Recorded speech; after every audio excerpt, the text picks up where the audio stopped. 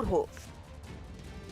योग गुरु रामदेव ने न्यूज 18 से खास बातचीत में दावा किया कि इंडियन मेडिकल एसोसिएशन यानी IMA के लोग स्वास्थ्य मंत्री हर्षवर्धन पर भी दबाव डालने की कोशिश करते हैं और उन्हें लिखी गई चिट्ठी इसी बात का नतीजा थी। रामदेव के मुताबिक IMA में भी सियासी लोग बैठे हुए हैं।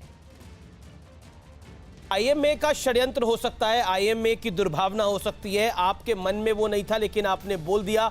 लेकिन डॉक्टर हर्षवर्धन ने जो आपको चिट्ठी लिखी, उस चिट्ठी में भी उन्होंने काफी चीजों को क्लैरिटी के साथ लिखा, जिसमें उन्होंने क्लियरली बोला कि कुल मिलाकर आधुनिक चिकित्सा पद्धति एलोपैथी के डॉक्टर वो रह चुके हैं और स्वास्थ्य मंत्रालय के प्रमुख हैं। उन्होंने कहा कि जो डॉक्टर हर्षवर्धन ने बोला, उन्होंने भी आपको आपके बयान पर खेद जताने के लिए कहा। आप इसको कैसे लेते हैं?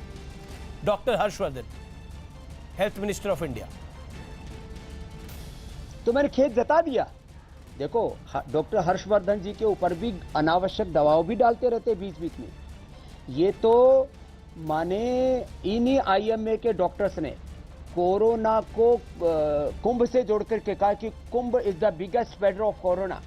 इन्होंने तो इन IMA के डॉक्टरों ने मोदी जी की तुलना हिटलर से करके इन्हीं डॉक्टरों ने भारत का किस तरह से अलग अलग क्षेत्रों में मतलब इंडियन वेरिएंट को जो है वो मोदी वेरिएंट कह करके मतलब इंडिया में जो कोरोना फैला उसको इंडियन वेरिएंट और मोदी वेरिएंट कह करके इन्हीं डॉक्टर्स में IMA के डॉक्टर्स वालों ने, क्योंकि इसमें बहुत से लोग पॉलिटिकल हैं। और मैं एक बात कहता हूं, माना कि मैंने भी एक वक्त सत्ता और व्यवस्था परिवर्तन के लिए जन जागरण किया था, आप साक्षी रहे उस बात के।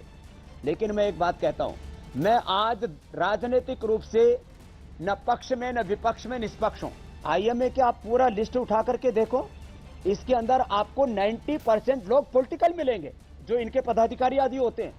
तो ये एक राजनीतिक संस्था है, हर्षवर्धन इनके दबाव में आ गए लेना चाहिए और सबको मिलजुल करके काम करना चाहिए। आप कह रहे डॉक्टर हर्षवर्धन इन सबके दबाव में आ गए, इसलिए उन्होंने चिट्ठी लिख दी?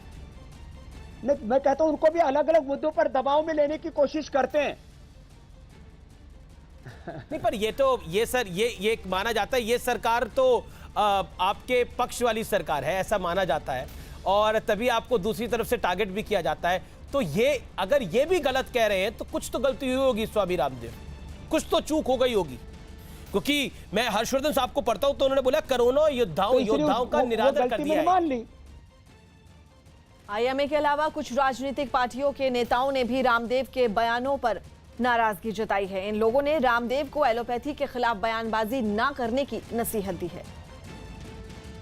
एलोपैथी एक तरीक़ा इलाज है और दुनिया में ये बैकबोन है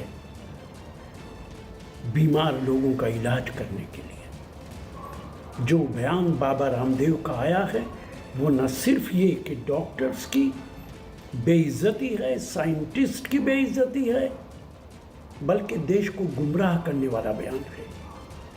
निश्चित तौर से उनके खिलाफ सख्त कानूनी कार्रवाई होनी चाहिए। IMA सरकार के द्वारा समय समय पर प्रचारित प्रसारित संगठनों में से एक है। भारत सरकार के, राज्य सरकार के मुख्यमंत्री मंत्री समय समय पर इसके कार्यक्रमों का हिस्सा रहे हैं। लिहाजा इसको NGO कहना, विदेशी ताकतों से मिला जुला कहना उचित नहीं। बगैर जानकारी के, अपुष्ट जानकारी के इस तरह का आरोप लगाना ठीक नहीं। IMA में मैं नहीं मानता कोई मिशनरी हैं, कोई एंटी नेशनल हैं या कोई विदेशी माफिया है। देश में कोरोना वैक्सीन की किल्लत के बीच बड़ी राहत की खबर है। SII यानी सीरम इंस्टीट्यूट ऑफ इंडिया ने जून में कोविशील्ड वैक्सीन की 9 से 10 करोड़ डोज के उत्पादन और सप्लाई का दावा किया है। इस बारे में सीरम इंस्टीट्यूट ऑफ इंडिया ने सरकार को जानकारी भी दी है। फिलहाल कई राज्य कोरोना वैक्सीन की कमी की शिकायत कर रहे हैं और हाल ही में गृह मंत्री अमित शाह को भेजे गए एक पत्र में इंस्टीट्यूट ऑफ इंडिया ने कहा था कि महामारी के कारण खड़ी हुई चुनौतियों के बावजूद उसके कर्मचारी 24 घंटे काम कर रहे हैं। कोरोना से बुरी तरह जूझ रहे ब्राजील के कई शहरों में राष्ट्रपति जायर बोल्सोनारो के विरोध में बड़ी रैली निकाली गई। प्रदर्शनकारियों ने राष्ट्रपति पर कोरोना संकट से निपटने में नाकाम रहने का आरोप लगाया और उन पर महाभियोग चलाने की मांग की। जिसके लिए रियो डी जेनेरो की सड़कों पर जोरदार प्रदर्शन किया गया। वहां से सामने आई एक तस्वीर में राष्ट्रपति के विरोध में निकाले गए जुलूस में हजारों लोग शामिल दिखे। उनमें कई लोग हाथों में झंडे और पोस्टर थामे नजर आए, जिन पर राष्ट्रपति के खिलाफ नारे लिखे थे। इतना ही नहीं, सड़कों से गुजरते वक्त इन लोगों ने जमकर नारेबाजी की। इसके बाद ये सभी लोग एक जगह जमा हो गए और बोल्सोनारो के पुतलों को उल्टा लटकाकर अपने गुस्से का इजहार किया। Nós estamos aqui hoje porque a educação, a saúde, a vida do povo brasileiro está totalmente प्रदर्शन की ऐसी ही तस्वीरें साउ पाउलो से भी सामने आई। वहां राष्ट्रपति के विरोध में विपक्ष ने मोर्चा खोल दिया। सैकड़ों की तादाद में लोग सड़कों पर उतर आए और राष्ट्रपति बोल्सोनारो की तस्वीरों को जलाकर अपनी नाराजगी जाहिर की। इन लोगों ने ब्राजील में कोरोना की वजह से हालात बेकाबू होने के लिए उनकी नीतियों को जिम्मेदार ठहराया और उनसे इस्तीफे की मांग की।